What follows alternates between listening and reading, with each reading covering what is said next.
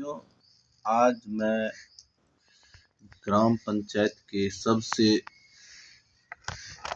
छोटे पद पंच सदस्य, किसी पद को छोटा नहीं कहा जाता है राजनीति में, लेकिन हाँ, पंच सदस्य सूचक इकाई माना आप जो है अपने समाज के, अपने क्षेत्र के न्याय पालिका में जैसे किसी पर जुल्म हो रहा है, अपराध हो रहा है, तो आप पंच सदस्य बनकर राजनीति की शुरुआत कर सकते हैं। आपकी उम्र 21 वर्ष कम से कम होनी चाहिए, आपका मतदाता सूची में नाम होना चाहिए, लोगों के प्रति आपका जो है जज्बा यह होना चाहिए कि न्याय कैसे हो। तो आप एक न्यायिक पद पंच या उप सरपंच या सरपंच बनकर अपने क्षेत्र की विकास कर सकते हैं। तो सबसे पहले हम पंच सदस्य की बात करें। पंच सदस्य जो होता है वह एक ग्राम पंचायत में एक सरपंच होता है, एक उप सरपंच होता है, और एक ग्राम पंचायत में 12 से 14 के बीच वार्ड होता है, या तो 12 वार्ड होता है, किसी पंचायत में 13, किसी में 14। तो हर वार्ड में एक पंच सदस्य होता है। उसी पंच सदस्य में से अब तक चुनते आए हैं लोग, पंच को ही उप सरपंच बना देते हैं, सरपंच के माध्यम से वही पंच अपने में से एक उप सरपंच चुन लेते हैं। पंच का अभी तक सरपंच का और पंच का चुनाव होता था, लेकिन इस बार जो है नियमावली में शायद चेंज होगा, तो उप सरपंच का भी चुनाव अलग से होगा या ना भी हो, अभी तक तो तय नहीं हुआ है बिहार।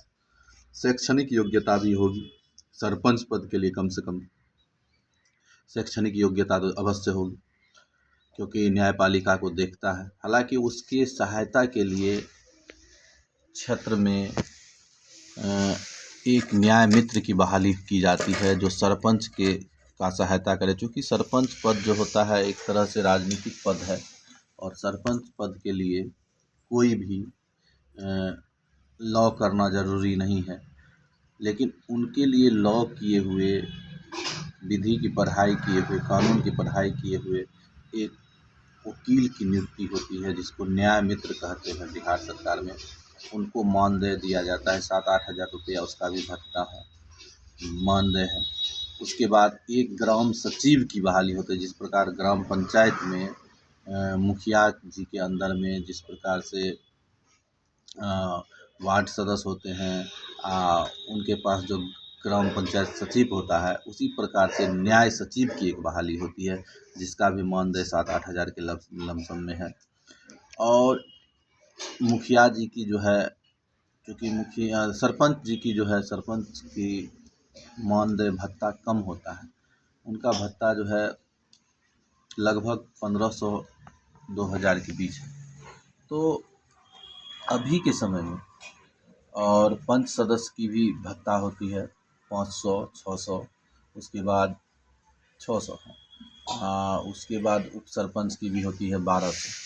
आप लोग जो है पंच सदस्य के रूप में अपने क्षेत्र के लोगों से जुड़ सकते हैं, न्याय से जुड़ सकते हैं। न्यायिक व्यवस्था में लोग आपको बैठक में सरपंच के जो न्यायपालिका का रूम होता है, जहाँ पर ग्राम कचहरी होता है, उस पर जो है आप अपने कम से कम 5-6 पंच को लेकर ही, उनका दस्तखत लेकर ही कोई न्याय सरपंच कराते हैं, उनके मंतव्य लेकर। तो 13 है, 13, 12, 13, 14 है, तो आप भी अपनी उपस्थिति दर्ज कराएंगे।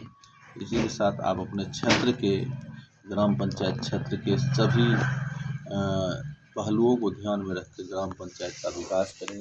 ग्राम पंचायत के सरपंच न्यायिक पद से आप गांव में आपका एक इज्जत प्रतिष्ठा भी रहेगा, और आप जो है अपने पारी की शुरुआत कर सकते हैं। इसमें टक्कर भी कम रहेगा। कभी कभी तो आप वैसे निर्वाचित हो जाएंगे, बिना विरोध के निर्विरोध निर्वाचित हो जाएंगे। कभी कभी आपको टक्कर भी होगा तो 1-2 आदमी से, क्योंकि इसमें ज़्यादा लाभ नहीं, इसलिए इस पद पे ज़्यादा कूदते नहीं हैं लोग। लेकिन जिसको राजनीतिक जज्बा है, राजनीतिक महत्वाकांक्षा है, वो आते हैं और विकास करें। अच्छा काम करेंगे तो आप स्वतः आगे बढ़ेंगे, आगे पद पे भी जाएंगे, या नहीं तो समाज के काम में हिस्सेदारी लेंगे, न्याय में हिस्सेदारी लेंगे। इसी के साथ मेरे चैनल के बारे में और जानकारी ले, राजनीतिक जानकारी, डिग्निटी एंड डेवलपमेंट को सब्सक्राइब करें। अगर पहली बार है तो यह पार्ट 2 है, इससे पहले पार्ट 1 में दे चुका हूँ पंच सदस्य का। और लाइक करें, कमेंट करें। हमसे जुड़े। मेरा नंबर है 6299989463। कोई भी समस्या हो तो हम आपको ट्रेनिंग भी देंगे, आपको जानकारी देंगे, आपका साथ देंगे। आपको टेलीफोनिक माध्यम से भी हम बताएंगे, निःशुल्क बताएंगे, कोई शुल्क नहीं लेंगे। इसी के साथ जय हिंद, जय बिहार, जय सिया राम।